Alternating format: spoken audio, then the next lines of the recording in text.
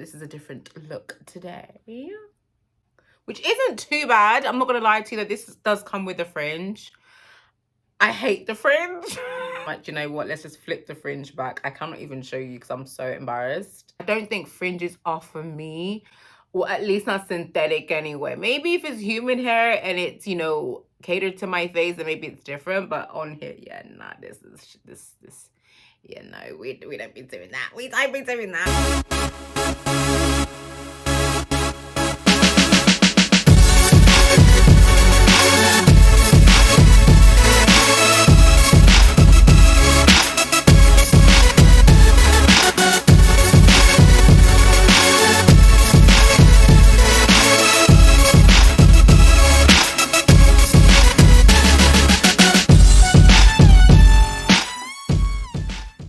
Hello, my darlings. Hello, my lovelies. Hello, my babies. Hi, guys. Welcome to my channel. Welcome to our next episode. In today's video, I really want to talk about how do you see you? I have dealt with this my whole life, and I'm still dealing with it now, and it's still a work in progress. If things flow, it flows. I allow God to speak through me. I'm allowing the Holy Spirit to speak. I am not going to stop the voice. I'm not going to try to correct anything. However it naturally comes out, it comes out. However, I still have to come prepared, and I have my notes. Okay? So we're not playing about that right now. Perception is everything, especially perception of oneself. The noise of the outside world isn't anywhere near as important as the stillness that lies within. Within the stillness lies the truth, and the truth is you. Being able to be honest with how you see you is important, because if there are flaws that isn't accepted by you or being worked on, then the coping mechanisms may show in many ways that may be detrimental. The way you see you is how you reflect in the world that you live in. Sometimes you forget as a human, we live in a very fixed world, so to speak. And when I say fixed, it's like you're born, you have to go to school, you have to go to uni, you get a 9 to 5, or get like a proper job, like a job that kind of keeps you in a box, so to speak. You know, you get a house, you have your family, then you work to retire, you get your pension, then you kind of go to the Lord. That's kind of how it is, and for me that's quite fixed. Like, we live on a floating rock. A floating rock. Like a rock that is floating. And sometimes you actually forget, because again, you see what you see every single day, that you end up being accustomed to what you're seeing all the time, but you don't even realize the magic of what we're actually existing on. Nothing about this life is real. If you really and truly think about it, like, yes, everything is real around you, but it's not as intense as we make it out to be. We put more pressure on ourselves because of the government and the society that we live in. Everything becomes called construct. You limit your mind in a way that can't see beyond your norm. Therefore, you become very stagnant and become very engrossed in what this reality is, that you don't really see anything outside of it, when that's not really the truth. That's because of what you've been fed. How do you really see you? You know? Because I know for me, I have been a person that always saw myself being less than. I always saw myself being not worthy of a lot of things. And I think the biggest reasons why I do truly believe that was because when I was really young, I know I used to feel a lot. I used to feel a lot. Like, a lot. And I never understood how to cope with what I was feeling. From very young, I knew I was different. And rather than embracing the difference, I kind of just did things to self-sabotage myself. And when I say young, we're talking from like 5 or 6 years old. I just knew I was different. I couldn't even speak anyway. I couldn't speak till I was 8. And because I couldn't really speak, I became mute. So after the muteness, you know, my mum took me to speech therapy. I went there for 2 to 3 years, and I learned all, you know, like, this is a cat, this is a hen, this is a fish, this is a goat, all of that kind of stuff. This is all the colors and everything. And then it got to a point when I was 8 years old, I just never stopped talking. I never could really understand and accept what the truth was, the reality was in every way. I think a void that I had in me with the lack of understanding of my, you know, my dad's absence in my life, I think that shaped my perception from rather than looking within, because there was already so much going on inside of me and not understanding what it was and the reason why my dad wasn't in my life. I shifted all that perception to people and trying to get my validation from people. So then I became a very big people pleaser. So my perception of myself came from people, and it didn't even come from me. So that became a process, and that took me years. And when I say years, I mean, we're talking over 20 years now, because I'm 32 now. So it's taken me a very, very long time to be able to get to this point of working on how I see myself and not how people see me. Because how people see me is not my issue, not my problem, and not my time. How I see me is the most important thing.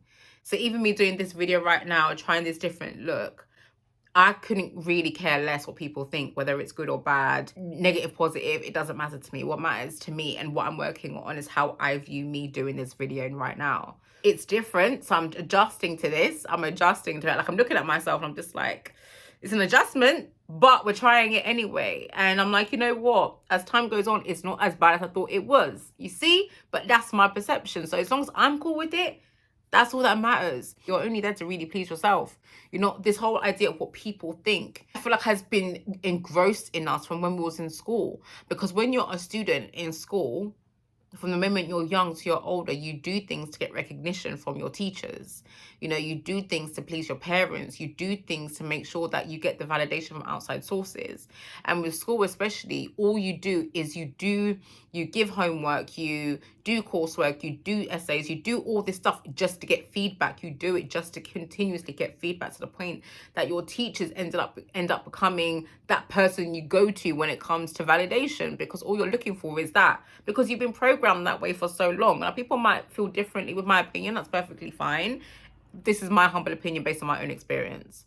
So when teachers say certain things, i.e. like with me, I'm a person that used to love drawing. Oh my God, I was obsessed with drawing. I used to be very creative. I'm a very creative person anyway. When I was younger, my outlet was always arts and craft. It was always drawing, it was painting, all of that stuff.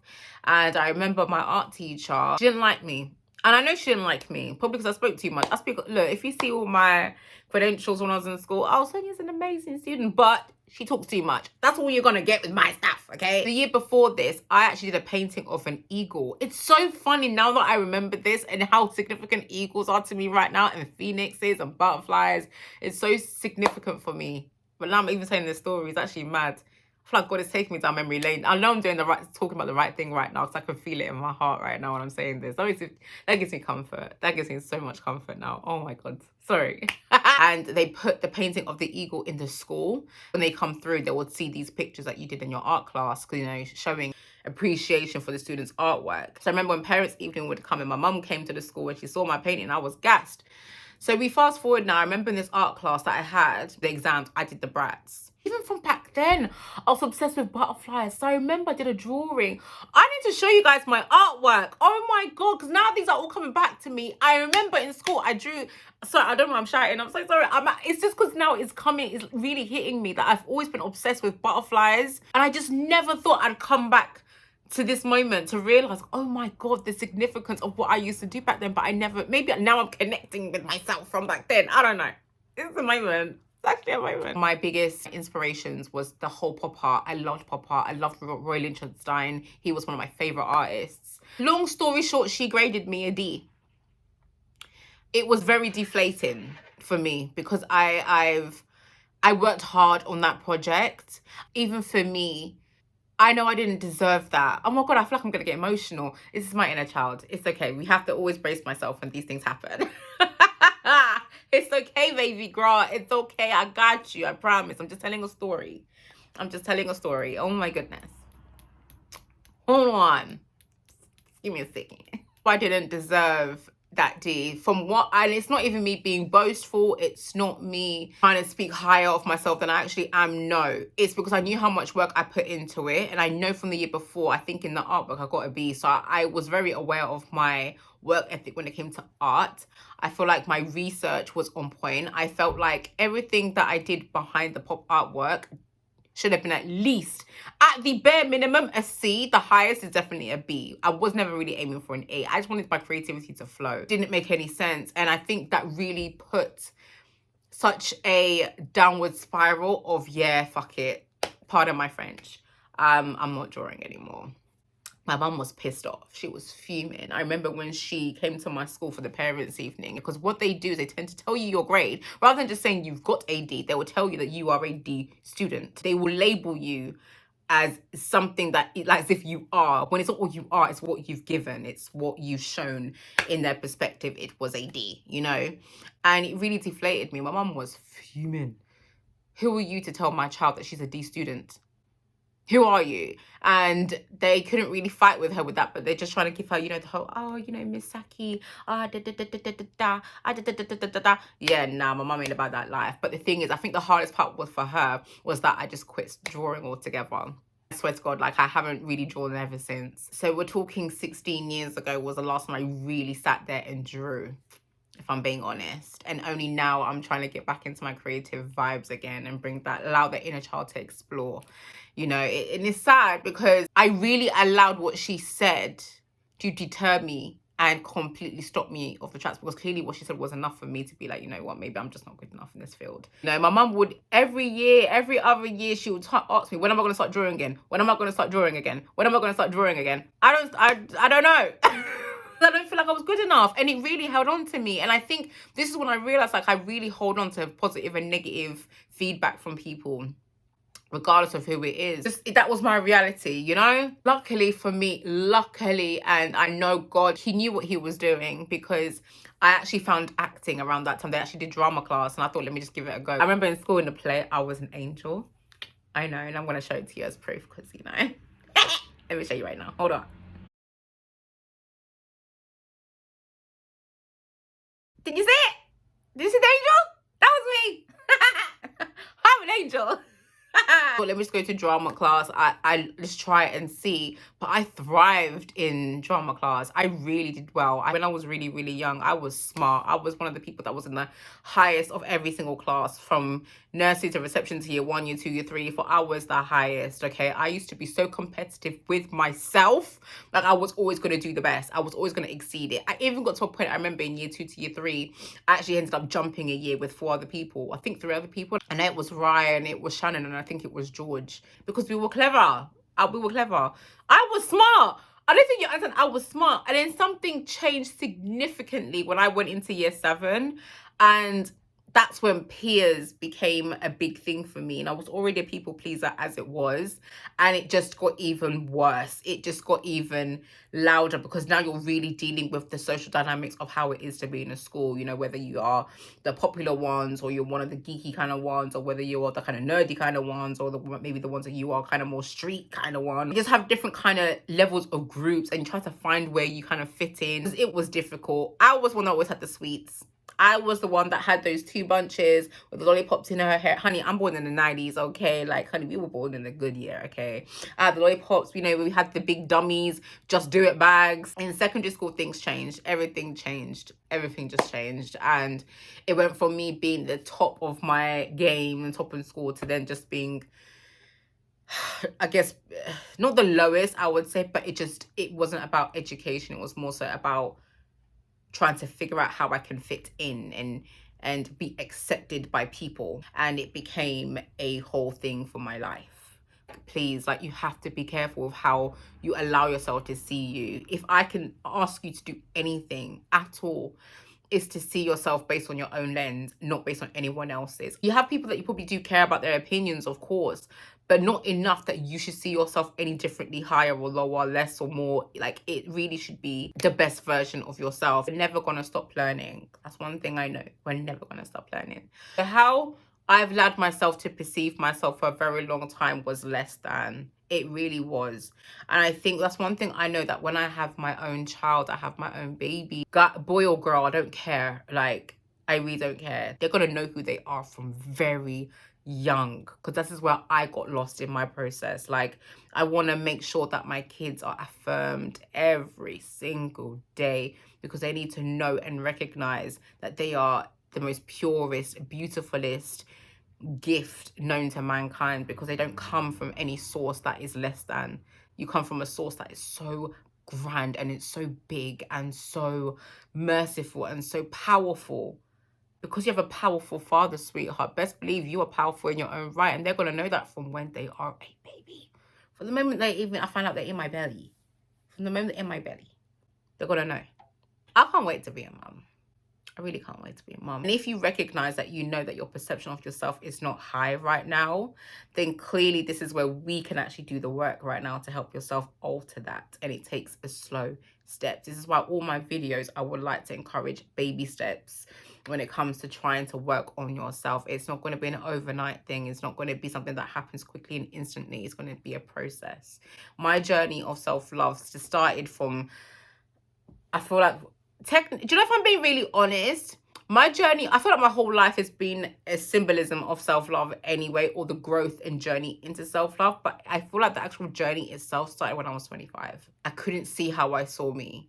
It's like the moment where there's a mirror reflecting you. It's like, how do you, if you can't see clearly because it's all fogged up and tainted and stained, how do we even go about trying to clear this? So I was trying to see myself through other people. That's the problem. You can't. You can only see you through you. The coping mechanism may show in itself that can be detrimental. For example, being insecure. If you are financially challenged, what people would like to call as broke, I don't use those words because, honey, my mum has taught me that we do not speak those things because the power of life and death is in the tongue. You've got to be very careful with the words you speak over your life and anyone else's life that's around you. Be very, very mindful. Be very, very careful. Insecure, financially challenged, broke, and may have unhealed wounds from childhood where you wasn't able to have what you desired. You may tend to buy expensive things to compensate to fill the void, creating more depth just for the sake of a show, to show people. Basically showing how you want to be seen versus how do you really see yourself. So for example, you know, there's people out there that can't afford things, but they always have these brands. They always manage to find money to buy expensive brands, whether it's to do with cars, it's to do with watches, to do with the wigs, it's to do with the makeup, it's to do with the clothing, it's to do with what you have. Some people act rich to compensate for what they feel within. This is why social media is such a lie. Okay, social media, people can give you an illusion of someone else's life, and they want to look like they are like this. They want to look like that. But if you've ever got to meet some of these people that like to act like that, and then you really ask them, like, how are you? How do you really see yourself? I'm telling you, the answer half the time will be opposite to what they're showing out in the world. And this is why, for me, I don't ever want to sit there and be a person that fakes an image. I'm not going to do that. I'm not here to please man. I'm here to do my due diligence as a child of God and be a better person every single day. And I'm going to be on my truth. Like, I have to be on my truth. I'm not going to live a lie to fit in a narrative. I can't fit in anyway. And if I tried to, it don't work. My natural presence, my natural energy, my natural personality doesn't allow fitting in. And that's okay. I've come to terms with that now. I would like to think that we're in a point in time where the idea of what someone's life is not as important anymore. I would like to think that, but I feel like people are still impressioned by what they see on social media. And this is why my videos are very important, because I just don't want you to believe what you see, because what you see half the time isn't real. Don't get it twisted. There's a lot of people out there that have real lives that, you know, really do good work and they do good things. And I think that's beautiful. That's the side of TikTok or Instagram or Facebook or whatever social media platform that you have. That's the side I always had to be on.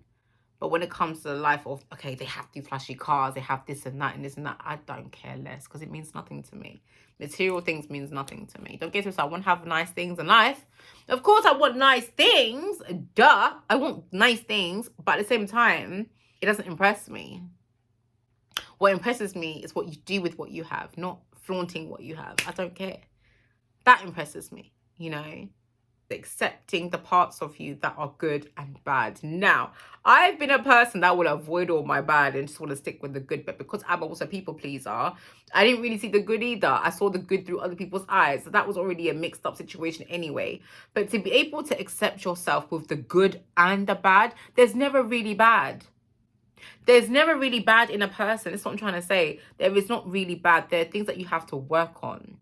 There are cards that you are dealt with, and there's cards that you deal yourself. I'm going to give you 2 examples. You've got cards that you're dealt with, whether it's your societal cards, whether it's the way you have grown up, it's the people around you, it's what you've been taught in school, whether your parents have a mental health, not no much finances, governmental. It could be by your friends around you. It could be the influences at work. It could be so many cards that you have been dealt with in a way that kind of shape and mold you to become the person that you are. External sources, these are the cards that you are dealt with, and these can influence your perspective on yourself. And basically you kind of have to trying to maneuver, how can you go through life with the cards that you dealt with and trying to make it better. Those are cards that you are dealt with. Then you have the cards that you deal yourself. So these are the choices and actions that you make in accordance to what you've been given. So these are sort of the repercussions, for example. So you could do things in a way that may not be the best for your soul, best for your body, but the thing is, it's all going to teach you something about yourself. That's why there's never really a bad inside of you. It's just how you deal with and cope with the things that you've been dealt with. So for example, let's say cards I was dealt with, not having my dad in my life. That was a card I was dealt with. How did I deal with the cards that I had in my hands? I sought attention and validation from other people outside of myself. That's how I dealt my cards. So I was flipping my cards left, right, and center to all man them. It's hard for me to say this right now because I don't believe this anymore, but it's sad that I even had this thought in the first place. But I really believed and felt in my heart that I was not worthy of existing. And because I felt this way towards myself, I allowed myself to be treated like I wasn't worth anything. So I dealt all these cards to people that would treat me the way I felt within myself. They were literally my mirrors. All of them were. The negative ones anyway, not the... Actually, to be fair, anyone that you attract is your mirror anyway, whether it is good or not so good. Because either way, it's highlighting what the issues are at hand within me. And I really hurt myself. I really hurt myself. I allowed myself to continuously be hurt. It's weird when you allow yourself to feel this pain and you feel justified for that pain. It's like you just keep going around that revolving door and continuously hurt yourself after hurting yourself after hurting yourself. Through all that pain, there's a base of what the root issue is. At the end of the day, the only issue is at the bottom is I just want to be loved. I want to feel that I am worthy. I want to feel like I am deserving. I want to feel like I am meant to be here. It's like the actual root of it, but I couldn't see it back then. So I was just dealing all these stupid cards out there because I was lost. But this is one thing that's so beautiful about God, you know, because you don't realize how orchestrated everything really is. There is no such thing as a coincidence. We have free will in our lives to do whatever we want to do. You're always going to be guided. And he always has a plan. So even now, me looking back, I'm trying so hard not to get emotional here because I will ruin my face.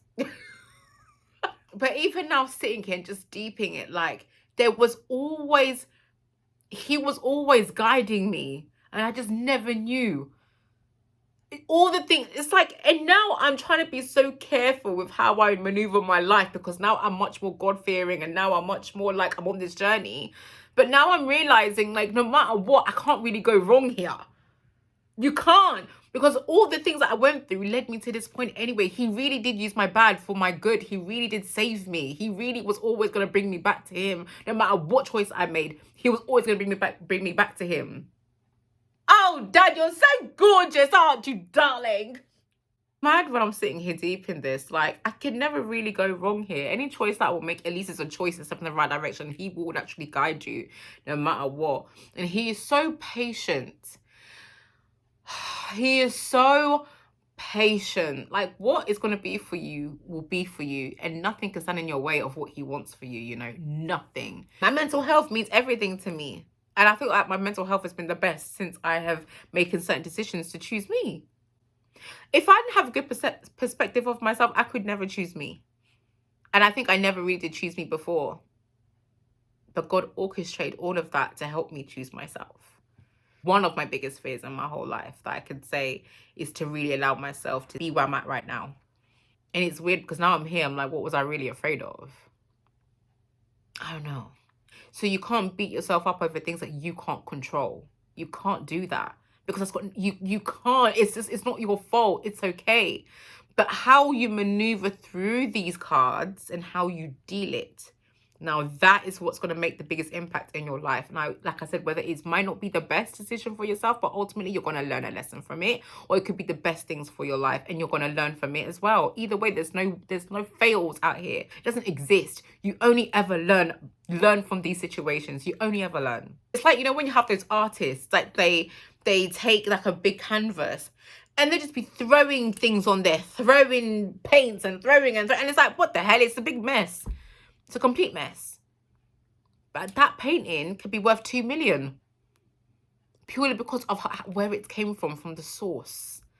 You know, and everything is subjective. Art is subjective. To one person, they might think you failed. To another person, honey, that you probably succeeded and did something. You got the attention of a person you never even expected to catch. You just never know. That's what the beauty is about life. You know, having knowledge of good and evil really makes you understand that our job is to really allow us our creative freedom to express ourselves no matter how we do it, and not be afraid of the outcome, because no matter what, you're only ever going to learn lessons and you're only ever going to thrive.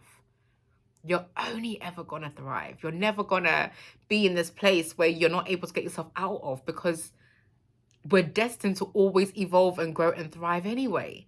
That's why it's so important how we do perceive ourselves in these moments, because these are the moments where you really learn from it. Sometimes you probably will make the same mistake twice and 3 times and 4 times, and it's okay. It's never a bad thing. I'm not judgmental out here. Like, you can't really do that with me. You can't. I think right now I have to work on allowing the creative room for making any mistakes and being okay with it. You know, when you're a student in life again, you're only ever going to make mistakes. That's how you grow. That's how you learn. That's how you evolve. And I can't be that perfectionist. Like, oh my God, it has to look like this. That's why with these videos, I don't really care how it comes out as long as the message gets out. I'm trying not to care too much about, oh my God, does my hair look like this? Oh my God, is the sofa looking all right? Oh my God, is the cushions are okay? Oh my God, is my face looking like this? Oh my God, can you see the lines? I'm trying not to care, because it doesn't matter. What matters is the message that is coming out of me, not anything else than that.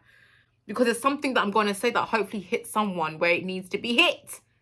None of this is important. I'm merely a vessel. That's it. So something else that I wrote.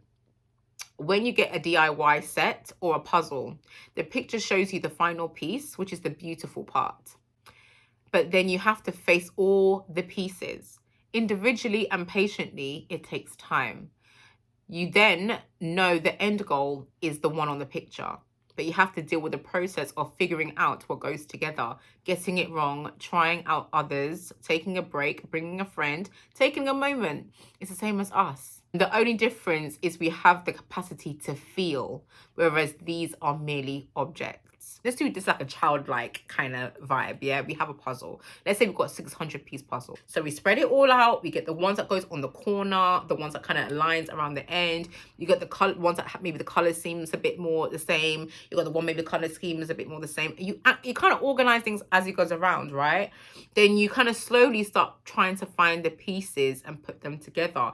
Now this is where it can take too long, because again, 600 pieces right now. So you might want to bring a friend along trying to figure out how to put this bit here or that. And it takes time of conversations. You might make a mistake, and it might not take a day. It might not take 2 days. It might take 3 days. It might even take a week. But ultimately, your goal is to get to that picture. God knows his picture for your life. He knows your picture for your life. I don't know your picture for your life, but he does. All we've got to do is feel out what the right pieces are. So you might not do the piece right here. We won't do the piece right there. It's just all discombobulated.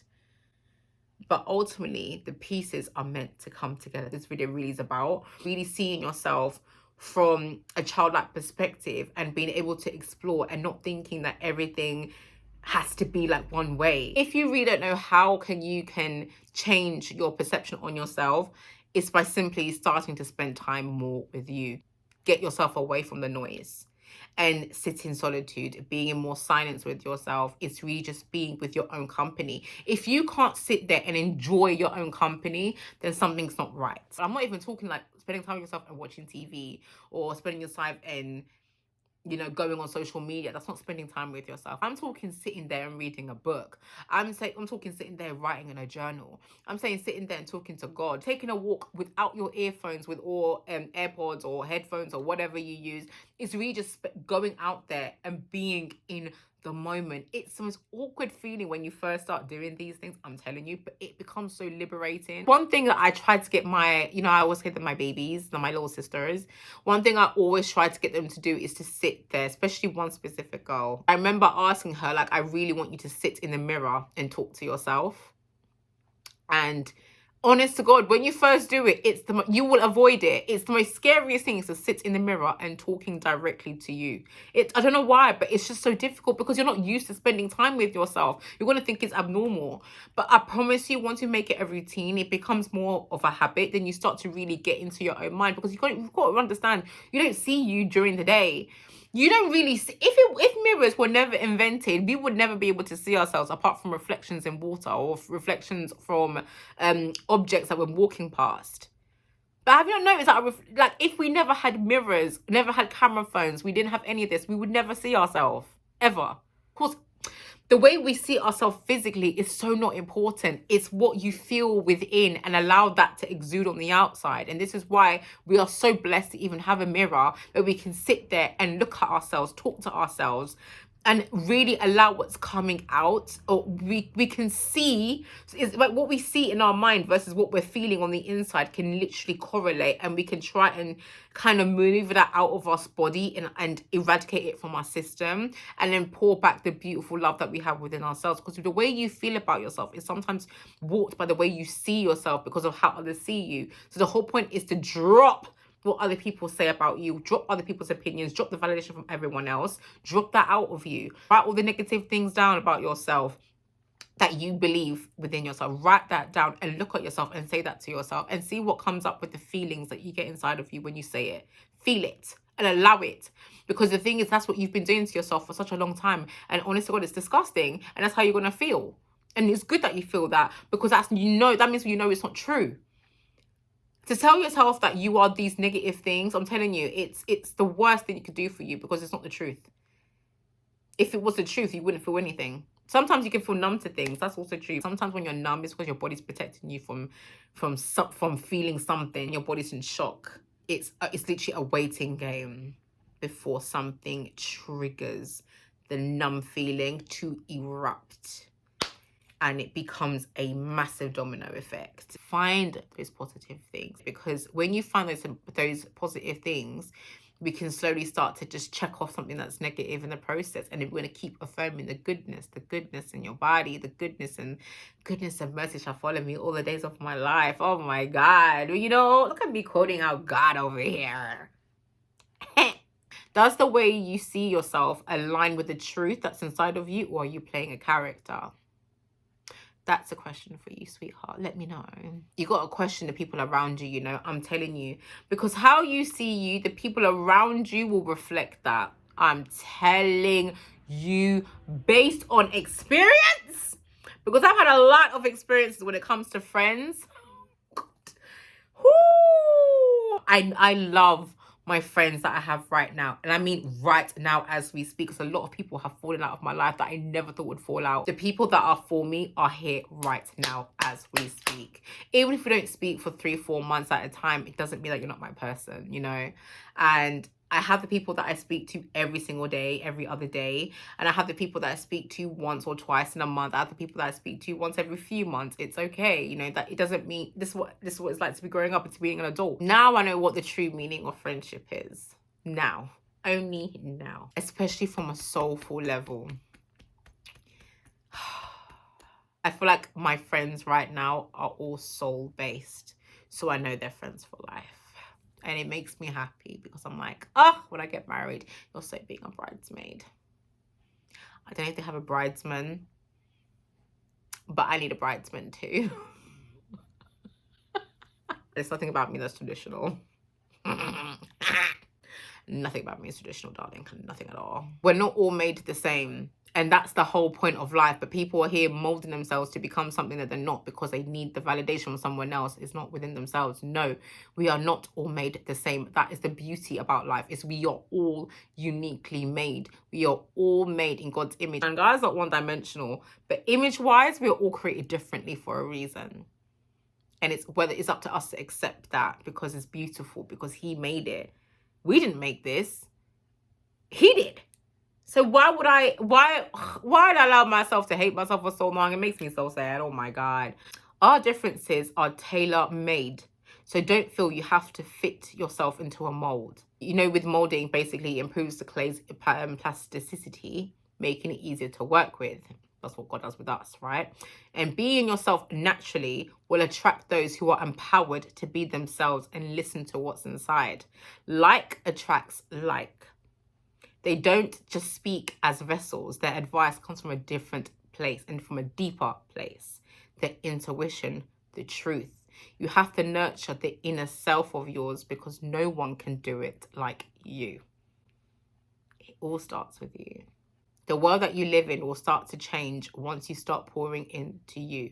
My mum always says, if you're not happy, change your world. And I never understood it until now. Once you understand that we are in the potter's wheel, always being shaped, we're always every single day there's something new. That's why you can't bring yesterday's stuff into today. You can't do it because every day is different for a reason. Like, we have different days for a reason. That's why every day is a blessing. That's why you always have to be thankful for the fact that you wake up every single day, because he didn't have to wake you up this morning, you guys. He didn't have to wake you up.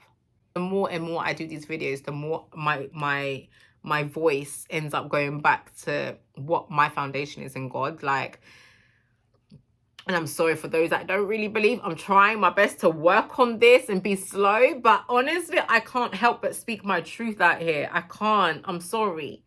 The way I believe in God is very different to how someone else may believe in God, and that's perfectly fine. Every relationship with God will be uniquely and tailor-made to a person or to an individual, you know? So someone else's walk is completely not my business to how I do mine, okay?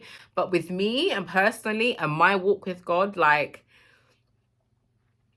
I'm forever changing. I'm forever wanting to try new things. I really love doing these videos because it makes me reflect on myself, and it makes me reflect on how far I've actually come. And I didn't even realize it myself until today. And it's like every day is a stepping stone. And I think every step, even if it's the littlest step, as in this big.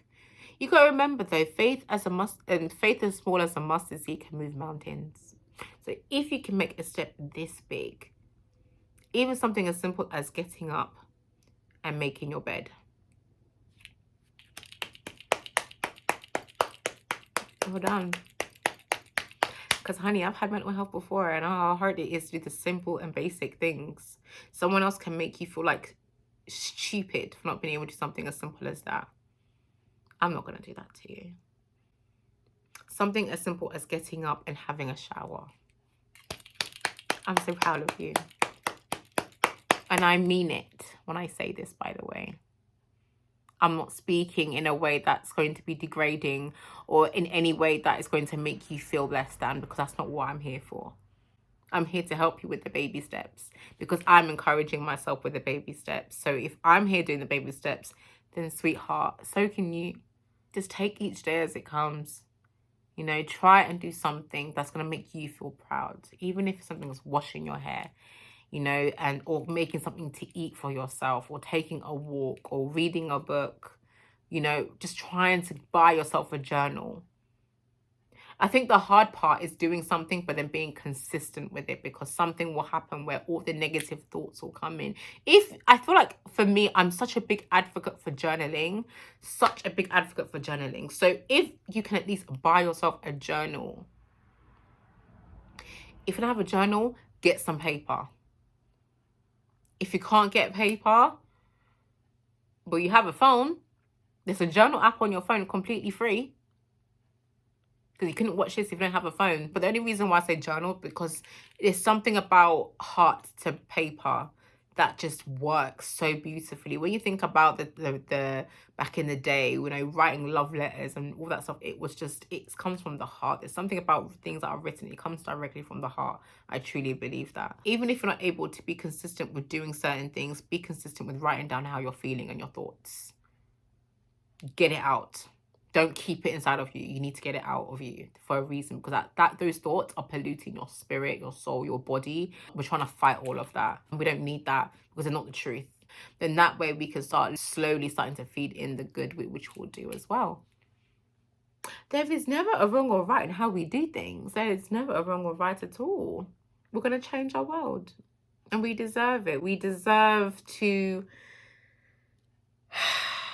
see yourself in the best light, you know? But anyway, this has been my video. I hope that you liked it. I really hope you liked it, because if you didn't, I'll be sad. I just want to be a messenger and a vessel to help you see you on a higher level, because I know that's how I see you, and I need you to help you see yourself in the same way. It's really important to me, okay? And we're going to do this together, like I told you before. So, you know, feel free to write in the comments, message me on Instagram, do whatever you need to do. I'm here. If you did like my video, please like, comment, share, and subscribe. Stay blessed. I love you so much. Take it easy. One step at a time, and it's going to be okay. I promise you. I really do promise you, okay? I love you.